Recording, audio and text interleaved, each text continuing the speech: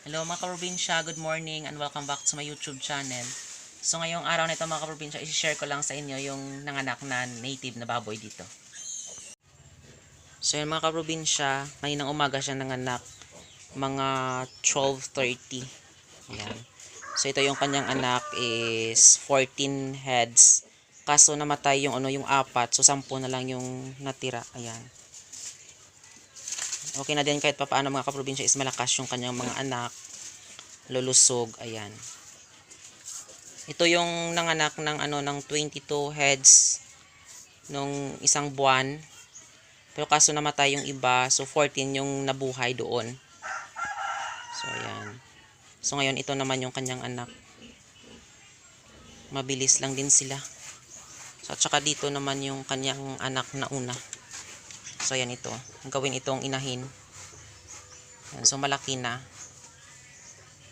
So malapit na itong magpapabulog. So ayan.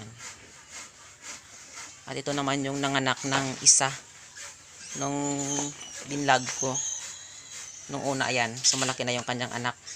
Kaso isa lang mga probinsya yung kanyang anak. Ayan. Ganyan talaga ang buhay. Merong hindi sa pagbi-business is maganda yung meron talagang malungkot. Ayan.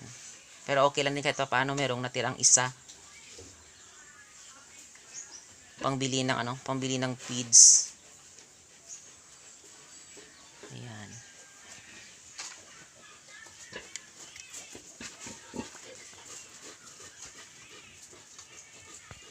So yan mga probinsya, yung yung ilalim ng mata ko, yung eye bags ko is maitim pa kasi wala pa kami yung tulog.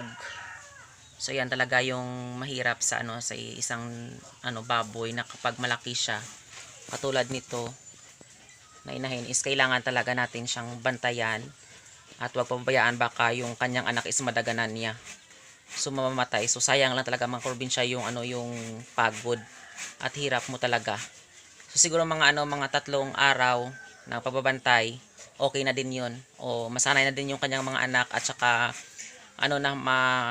so ngayon kasi bagong anak pa lang. So kailangan talaga bantayan para mas lumakas yung kanyang anak at hindi matamlay.